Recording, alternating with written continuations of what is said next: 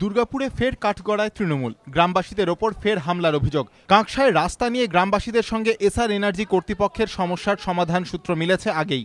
ক্ষতিপূরণের দাবি মেনে নিয়েছে এসআর কর্তৃপক্ষ, কিন্তু তা সত্ত্বেও বারবার গন্ডগোল পাকানোর অভিযোগ উঠছে তৃণমূলের বিরুদ্ধে। অভিযোগ এই নিয়ে স্থানীয় তৃণমূল নেতাদের বিরুদ্ধে মুখ খোলায় শুক্রবার সকালে ফের আক্রান্ত হন শেখ হিরণ মণ্ডল নামে এক গ্রামবাসী। এদিন সকালে বাজার করে ফেরার সময় কয়েকজন দুষ্কৃতী হিরণ মণ্ডলের ওপর ফের হামলা চালায় বলে অভিযোগ। তিনি কাঁকসা থানারই মোলানদিঘি পুলিশ আউটপোস্টে স্থানীয় তৃণমূল নেতা শাহজাহান ও জিয়াউলের নামে অভিযোগ দায়ের করেছেন। সবকে কর্মীদের বাদ দিয়ে এবার হেনস্থা করছে, কেন করছে?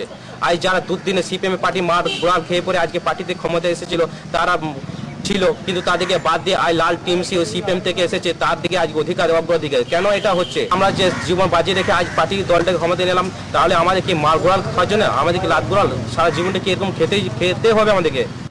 যদিও তৃণমূলের তরফে যাবতীয় অভিযোগ অস্বীকার করা হয়েছে। সেরকম তো কিছু হয়নি। আজকে একজন ব্যক্তির কাছে কিছু ছেলে টাকা পয়সা পেত, সেই জন্য তারা গাড়িটাকে আটকে রেখে দিয়েছিল, তারপরে আলোচনা করে গাড়িটা আবার ছেড়ে দিয়েছে।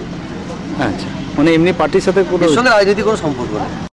বৃহস্পতিবারও শেখ হিরণ মণ্ডল সহ কাঁকসায় জমিদাতাদের ওপর হামলা চালানোর অভিযোগ ওঠে স্থানীয় তৃণমূল নেতা শেখ শাহজাহান ও শেখ জিয়াউলের বিরুদ্ধে। গ্রামবাসীদের অভিযোগ, এসআর এনার্জি নিয়ে রফাসূত্র মেলার সময়ই বারবার এই ধরনের ঘটনা ঘটিয়ে পরিস্থিতি জটিল করে তুলেছে স্থানীয় তৃণমূল নেতৃত্ব। রাস্তা নিয়ে গ্রামবাসীদের সঙ্গে সমস্যারও যখন সমাধান মিলেছে, ঠিক তখনই গ্রামবাসীদের ওপর হামলা চালানোর অভিযোগ উঠেছে তৃণমূলের বিরুদ্ধে। শুক্রবারও সেই ঘটনার পুনরাবৃত্তি। এই পরিস্থিতিতে এসআর এনার্জি নিয়ে শাসক দলের সদিচ্ছা নিয়ে প্রশ্ন তুলছে বিভিন্ন মহল। মনোজ বন্দ্যোপাধ্যায়, এবিপি আনন্দ, দুর্গাপুর।